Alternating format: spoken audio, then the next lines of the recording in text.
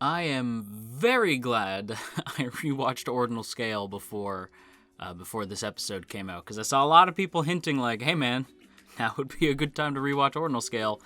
Very glad I did that. With that said, everybody, hello! Welcome back to another one of our weekly SAO Alicization War of Underworld Part 2 discussion videos. Today we're going to be talking all about Episode 17, The Prince of Hell. But before we get into that, quick reminder to hit that subscribe button.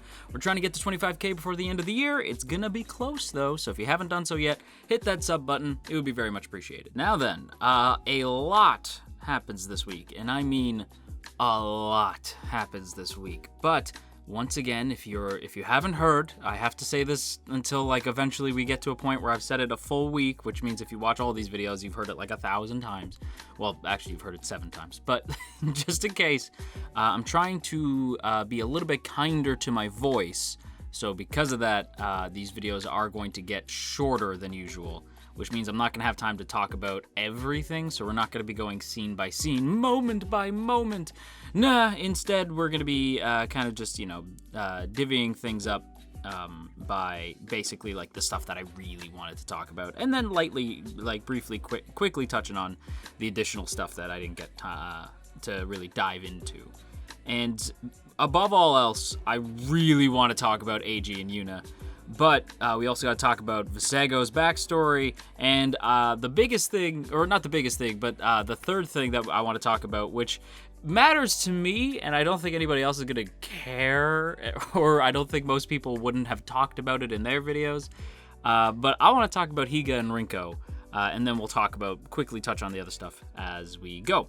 Now, that said, I want to talk about Eiji and Yuna, because Eiji and Yuna, I think it might be recency bias because, again, like when Ordinal Scale came out, I had to wait to see it. I didn't get to see it in theaters. So I waited and I waited and I waited, and eventually I saw it. But I was under the influence, so when I saw it, I was like, this is hype as hell, but I wasn't really paying attention to what happened. And I would get like scenes confused with like the show, where I would think that stuff that happened in Ordinal Scale happened in the show. Like, Sun can attest to that. Like, I thought like Kirito proposing to Asuna, for some reason I thought that happened in season 2, but no, that happens in the show, or that happens in the movie, not the show. So rewatching Ordinal Scale was kind of a trip, because I was like, oh, that happens here. Oh yeah, like forgot about that, like with like the little side stuff with Kirito and Asuna. But rewatching it made me remember how much I loved Eiji. Eiji as a character is one of the more intriguing characters in SAO, and since he was a villain during that movie, he's probably my favorite villain too, because you love to see a villain turned good. For some reason, that's just my shit. Especially, you see it all the time in shonen stuff, and I'm not saying that like this is a shonen series, but like it has certain tropes. So seeing the villain of Ordinal Scale, well, one of the villains, the secondary villain, but seeing one of the villains turn good was lovely to see. Mind you, it's not like he was necessarily bad in Ordinal Scale. It's just, he suffered through some shit. He lost Yuna, and it made him go a little bit crazy, just like Yuna's pops. But seeing him show up here was amazing. Like, seeing him jump in for the last second save was huge, right? Because I remember sitting there going like, okay, they're boned. Because in this moment, Ronnie, like, wheels out Kirito. She gets knocked aside, which I was like, don't lay your filthy hands on my girl Ronnie, Visego, you creepy douche. But yeah, he tosses Ronnie aside. I was disgusted. And yeah, like he like makes one of the Red Knights like stab Klein in the shoulder, like pinning Klein to the ground. Klein's like all beat up, and he's trying to reach out to stop him. Austin is like, this is it, like just like, oh my god, not Kirito. And Kirito's like trying to defend himself, but he's still like catatonic, so he's like, it's just like muscle memory, so it's not really like coming to him. He's just like totally helpless. And Visego's like raises the cleaver. He's about to bring the cleaver down when out of the blue random, a figure appears, blocks the cleaver, gets ready for a fight. And there he is. There's our boy Eiji. And I love that, like, Klein's the one who says, like, Eiji. Because I'm like, Klein, he broke your arm, dog. Like, I'm shocked you're being nice to him right now. Not nice, but like, whoa, thanks for the save, but you still suck. You broke my arm. You know what I mean? Like, I figured something like that. But no, but I at least appreciate that Austin is like, Eiji, oh my god, right? Because they were part of the Knights of the Blood Oath, you know? Like, they were part of the same team. So, of course, Austin would have that reaction, like, Eiji, oh my god. But yeah, seeing my boy come in for the save was hella hype. I was like, yes, Eiji! I was so proud. Because again, rewatching Ordinal Scale, this man is hype. Like, when Eiji comes in, I'm like, like, body's about to drop. You know what I mean? Especially, man, I wanted him in the fight to say, like, bro, if this was AR instead of VR, I would have whooped your ass. Like, I wanted him to say something like that. Just like, bro, if this was AR, I would have kicked your ass. But nah, unfortunately we are in VR. But we do see the two of them clash, and Eiji and Visego actually have like a solid clash. Unfortunately, Visego does manage to overpower Eiji, but the difference between them isn't that big. You know what I mean? Like, I could have imagined Eiji like winning. Like, I do think Visego won because, you know, he's Visego and he's the villain of the story, so he has to overpower Eiji. But seeing Eiji like be as formidable as he was, like, I remember thinking, like, we don't even, like, honestly, at this point, like, Eiji's the man. Like, if Kirito doesn't wake up, maybe Eiji can take this. But it was hella hype seeing the two of them throw down. But you know what was even more hype? Seeing Yuna appear. Like, when my girl Yuna appeared, I'm like, the queen, everybody's favorite idol. My girl appears, and you see her as, like, the fairy, right? So I'm like, okay, so they're in, like, fairy dance attire, right? They're in ALO stuff. But when she appears, she's in fairy mode and then sort of, like, just hops out of it and appears as Yuna from Ordinal Scale. So I'm like, oh, shit, okay. And the Red Knights are like, oh, shit, it's Yuna. That's kind of cool. Like, whoa, like, Yuna, the idol, that's crazy. But what I love is that one of them says, like, wait, so this is a Japanese server. Wait a minute. Like, you already start to see people, like, the doubt starts to form, right? People are like, wait. Hang on a second. And I find that shit intriguing because I don't want to say I told y'all so, but I told y'all so. We'll get into what I told y'all in a second. But, yeah, seeing, like, Yuna start to sing in time with the music that was playing before, like, she just sort of, like, leads in. It's perfect. And the buffs for Eiji that happen are fantastic. Like, the fact that she buffs my boy is great. I love these two as a duo. I want to see more Eiji and Yuna going forward. And allow me to say, too, that I saw not a lot, but, like, one or two comments. And if you're about to comment this, just know that you're an idiot. But what I'm about to say is that I've seen some people be upset that Eiji and Yuna are in the show. And to you, I have to say, you're foolish looking. Because not only did Reki write the movie, but this is clearly Reki's decision to put them in Alicization. Otherwise, they wouldn't have been there. This is clearly the man's decision. And not to mention, they've shown up in the light novels as well. And they have spin-offs and everything. They are major players within SAO. So if you're upset that the movie characters made an appearance in Alicization, even if they weren't in the light novel, if you're upset that the movie characters suddenly made an appearance, once again, I remind you, that shit is canon. So if you don't like it, like, you're fine to not like the movie. But if you're upset because you think it's not canon, you better put on that clown makeup because you look like a tool. And this girl Yuna, this queen, this queen Yuna, starts to sing, buffs Eiji, but as she's singing, she takes away some of the effects that Visego had on the crowd. And to me, that makes way more sense than the shit that was happening last week and people trying to justify it. Once again, we'll get into it, but I told y'all so.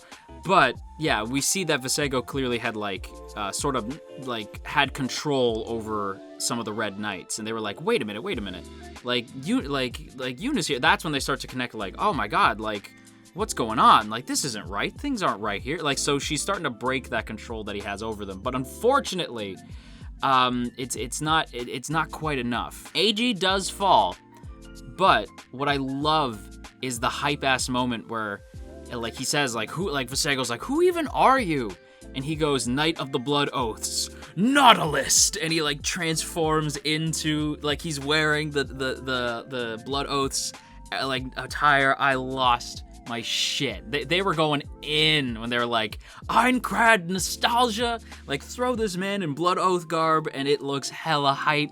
And what I love is that this moment, just this one episode for Eiji and Yuna, properly progresses, especially like both of their characters, but especially Eiji's character. The moment where like Visego says like, well, I never heard of you, and he blocks him, and then Eiji's like, yeah, well, you wouldn't have, like, you know what I mean? Like Eiji's like, that's fine. Like, and I love that Eiji's like, like aware that he's like, I wouldn't want someone like you to know who I was anyway. But that line is so perfect because that was what he was so hung up on, is the idea that nobody even really remembers him and Yuna from the Einkrad days because they weren't on the front lines. Nobody remembers the players who weren't on the front lines, right? So the fact that that line comes back, but Eiji powers through anyway and still manages to get like a bunch of hits on Visego is so great. Everything they did with Eiji's character in this episode, I loved it, man. Like Eiji and Yuna be the ship. I love them. They're like, honestly, this episode, rewatching Ordinal Scale and then immediately seeing this episode made me go like, yeah, Eiji and Yuna, they be pretty high up on my favorite characters. Like they might break top 5. Like I love those two. But yeah, man, Eiji doesn't quite manage to get the win. He gets like his arm chopped off. He gets like a bunch of like slashes into him. Like he's down for the count. But he does manage to like he leaps up and like bites into Visego's neck and like rips a chunk of it out. And this is what ends up getting him like KO'd for good. But Yuna shows up. She turns into her Einkrad outfit, and I'm like, oh, the emotions. And she sort of cradles Eiji, and he says like, did I do it? Like was it worth it? And she just like congratulates him, and the two fade away. And I'm thinking like, what happened? Like did they lose their, like if Eiji died there, doesn't that mean that he's lost his ALO avatar? Like doesn't that mean like his player character's gone? Would he have to restart from scratch? That's pretty heavy shit, man. Like, cause again, I kind of want Eiji and Yuna to show up in whatever happens after Alicization. So I'm kind of bummed. It's like, did they lose their characters? I don't know. If Yuna lost her character, Yuna's like an AI, right? So like, what happened to her? I don't know.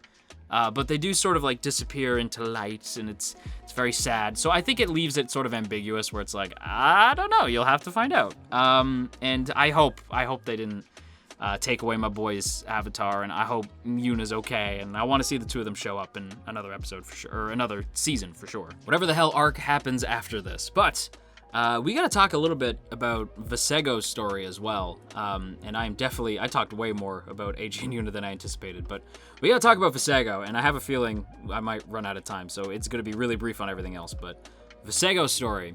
Visego is like really like proving to me why everybody thinks he's so engaging as a villain, because he is despicable, right? Like he is one of the more disgusting villains in the show. And not even because he's like, because most of the villains in the show are like, I don't say most, but enough are like, they end up kind of devolving into being big, creepy, rapey dicks. You know what I mean? It's like, okay, that's, Reki has a type. Reki has a type of villain he likes. You know what I mean? Like Reki is like, what's the worst thing I can think of? And it's like, well, yeah, that is the worst thing you can think of, Reki. But I'm sure you can think of other things. But that was a long time ago. So my man has like developed a keen interest in like making you understand, especially lately, why the villains in SAO do the things that they do. And with Visego, you get it, but you don't condone it. You know what I mean? Like this fool is like out and out, and I'm just gonna say it. Actually, I can't say it because YouTube will get mad at me. Can't say the word that starts with an R and ends with an ism. But yeah, this man don't like a certain type of people who live in Japan, if you know what I'm saying. Like he don't like anything to do with Japan, it would seem. But you get where that hatred comes from, and it's like you see how a monster is born, essentially, because he is truly a monster. There is no redeeming Visego. He is a monster, 110%. but they do show you how he ended up that way, and you get it in these flashes. And I will say too, it's interesting to me that in these flashes, the brother that he sees, this like half brother, this Japanese half brother of his, you see him, and for a second I'm like, is that Kirito? Like he looks like Kirito, right? So it's like, oh shit, is that Kirito? And I don't think that resemblance is unwarranted. Like, I think that they may have done that to give him all the more reason to dislike Kirito. Like, obviously Kirito looks different, but it was close enough where I was like, oh, that looks like Kirito with like shorter hair. But no, it is a different, they're different characters. But you do get like where like Visego might start, like even more reason why Visego might hate Kirito. But this man is goofy though. Like, never forget that Visego is, he is like complex, but he be goofy as hell. Like when he's like trying to wake Kirito up, he's like, hey, good morning. Like just like trying to scream at him and wake him up. This man is hella goofy. Okay, this man is hella goofy. And also like, this is where I would like to say, I was right. And that shit was goofy, and like the fact that he was like outwardly like talking shit like to Asuna and like clearly acting nefarious as fuck, and everyone was like, no, you just don't get it. I was right. I was flat out right. We find out that this fool had like used his influence over the Red Knights. It wasn't that they were like, yeah, no, this seems legit. No, it was that they were being controlled. And yeah, that makes way more sense than just like, yeah, no, they don't like the Japanese, and so like that's why they're like not doing that. And they definitely don't know who the laughing coffin are. They don't know who that is, and like they don't know, like not all of them speak Japanese, so like they don't know, and blah blah blah blah blah. It's like, nah, fool. Like what happened is that he had brainwashed them. That's what happened. Like, he influenced them, and that's why characters like Moonphase and May knew some shit was up, because he was acting hella shady. You know what I mean? Like, they were aware that he was acting shady, and Yuna helped break that, so now a bunch of the Red Knights are like, oh, he is hella shady. And then they see the laughing coffin symbol, and they're like, oh, he is, like, he's a serial killer. Okay, like, he's insane. We have to stop this. And yeah, they knew what Laughing Coffin was too. Once again, hope some of y'all brought your clown makeup, because you're gonna need it, because a lot of y'all were talking trash about me last week, and I was right. Ah, damn, it feels good to say that. But yeah, Visego, he's insane. And like, he openly like is like exerting that dark aura that he has to influence some of the Red Knights. And I have to assume like it's maybe Red Knights who just aren't who don't, like maybe like failed a perception check or something, or like some sort of like resistance issue where some of them get controlled and some of them don't. It could be maybe like the more like the knights who are more susceptible to hatred and cruelty, like maybe that's what it is. In fact, that's what I'm leaning towards, but I'm sure there's more of like in-game, or I don't say game because Alicization is not a game, but like a more like in canon, in I guess in-game explanation for why certain members of the Red Knights were taken over and others weren't. But yeah, basically Visego's like, all right, well, time for chaos, and just like pits the Red Knights against each other. But I do want to talk just a little bit more about Visego's backstory before we move on, because Visego's story of like his crazy upbringing, like the fact that I believe they say he was from Los Angeles, which is like, oh, that's no, sorry, not Los Angeles. Was it San Francisco? I can't remember. Shit, I didn't write it down. Damn it, I always write it down. Why didn't I write it down? He's from America. And his mom is like out and out screaming at him in this one scene. And she basically says that her life is miserable because she gave birth to him, and how he's like, he's devil spawn. Like, she calls him devil spawn. And I'm like, is that why you named him Visego? Because if you don't know, Visego is like literally like a demon from famous grimoires of demology. Like that, like, because when I typed in Visego way back when, because I'm like, who voices Visego? Like when we were getting into the second part of War of Underworld, if you look up Visego, it's literally like an actual demon from demonology. So I was like, holy shit! Like, why? Like they named him Visego? Like that's his name. So the fact that she calls him Devil Spawn, I'm like, you named him that. Like, this is partly your fault. Especially the fact that she's so cruel to him. And again, like I said, it's not redemption. It's not trying to make you sympathize with him. It's just showing you how a monster is born, because his family treats him like shit. And you see that he's like a sociopath because he has like no reaction to his mom calling him all this stuff. But he does to some degree care, because otherwise he wouldn't have gone through the kidney transplant situation, because his father appears and says like he won't be able to help his mom with bills anymore if Visego doesn't give his more preferred son his kidney, right? Because he's basically saying, Visego, you have to give your half-brother your kidney, otherwise I'm not going to continue to send payments to your mother, which is like cold as ice. But also, like, the way I read it, it's one of two things, right? Either to some degree Visego didn't want his mother to lose money that she was getting from this dude, and he didn't want to inconvenience her or something like that. Or, and this is the one that I'm more leaning towards, that he was like, if my mom stops getting money, that's going to be difficult on me, so I'm just going to do it not for her, but because it would inconvenience me. Like, that's sort of where I stand, because again, we've seen that Visego is just cold, right? He's just a total monster. So that's sort of where I lean, that he's just like, no, I don't really care about her, but it's bad for me if you stop paying her, so shit.